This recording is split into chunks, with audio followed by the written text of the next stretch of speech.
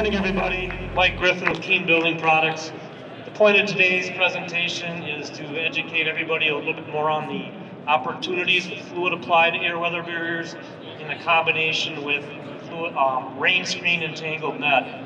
We all know that within the stucco industry, detail work needs to be done correctly, whether it's dissimilar materials, making sure sealants and prevent incidental moisture from getting into the system.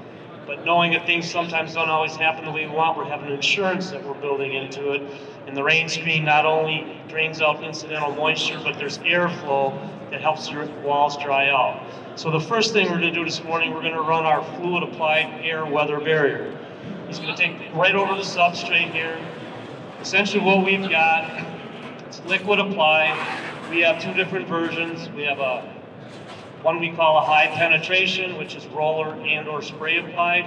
This is our I-Build HB, which we run with the trowel. What he's going to do here is he's going to encapsulate the whole entire surface with this fluid applied weather barrier. One of the things that was brought up to me the other day, one of the benefits, we've actually pigmented ours not only just to match what our company color is, but the other benefit that you get from it is you can see where you have coverage on your substrate and where you do not have coverage on your substrate. This particular product is going on about 50 wet mills, which comes out to about 30 dry mills.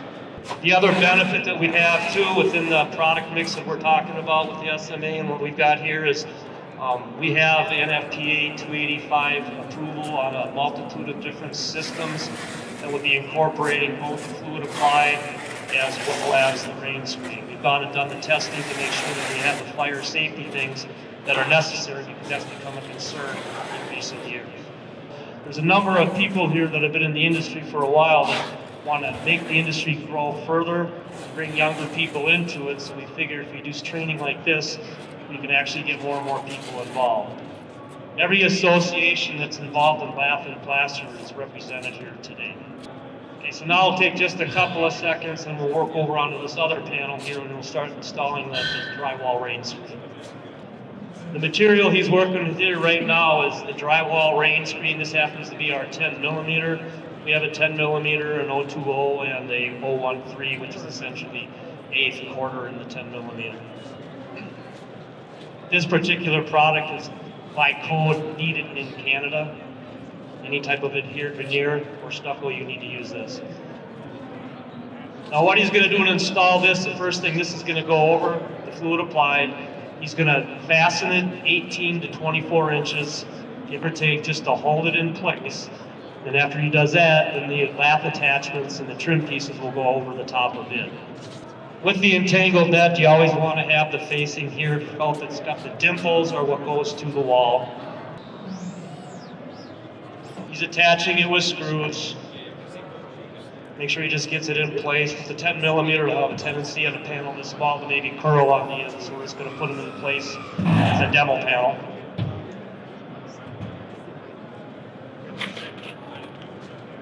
Now they're going to install the trims and the lath. This happens to be Clark Dietrich's trims, and we're going to be using Stucco wire lath. Stucco wire lath comes in a roll, not sheets. Key being the instrumental part of this is making sure that all the components are going on top of the rain screen. That's where you're going to get the best performance of using the rain screen rather than putting it in the inside of the lath. It needs to go on top. I know practices are different across the country, but the right way based on the testing to install it is what you're seeing here right now. I've been involved in the stucco industry for quite a while. One of the benefits that I've seen over the years of the evolution of stucco is from the field mixing to pre-blended and actually the incorporation of a rain screen, because we all know that if you properly install a system and flash it and put the right fluid applied or paper barriers on it and take attention to detail, that the likelihood of having an issue is lessened. The opportunity by putting something in with a drainage plane or a rain screen also gives you the opportunity for airflow, convex and stuff so that the wall actually dries out. It's not something that's going to help a waterfall, but the idea behind it is that the walls can dry out as tight as we build properties now. The next step in the process when they get done with this top piece is they'll roll out the Stucco wire lath, and then they'll adhere the lath to the substrate based on 6 to 8 inches on the stud. That just shows where you didn't have to put too much onto the rain screen, because the lath itself will actually hold the rain screen into place, so you have less penetrations into the system.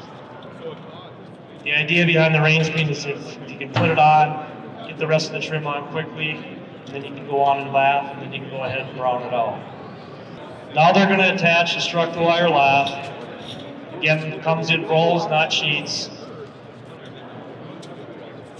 When you get this installed, and then we're going to brown it out.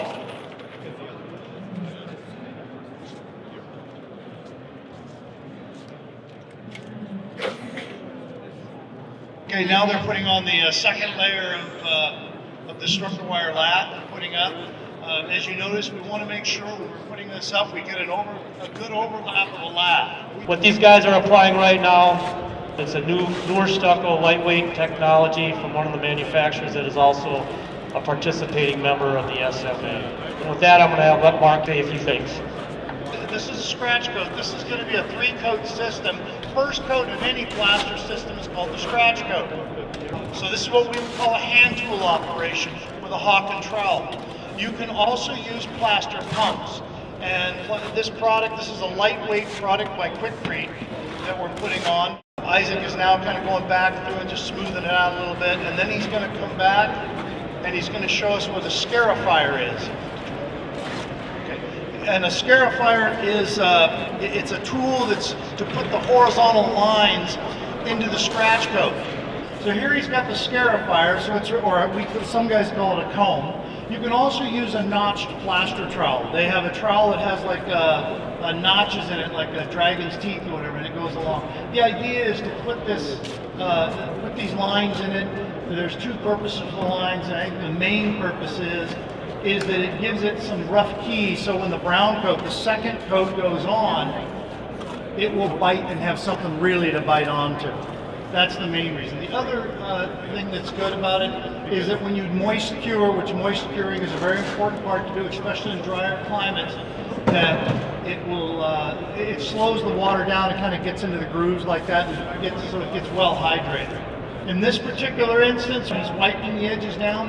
This is for a demo process. If this was on a production job, what they would normally do is they would mask off these trims, and they would mask off windows. And the scratch job really is, like I said before, is the most important of the 3 coats of stucco. It's your foundation. Think of it as you're building a house. How well are you going to do if you build a lousy foundation? So this is your foundation for your cement plaster coat. In summary, the idea behind this is to give you guys and gals an idea of what Keene Building Products and what the SMA bring to you to build a solid wall system that's going to be there to stay.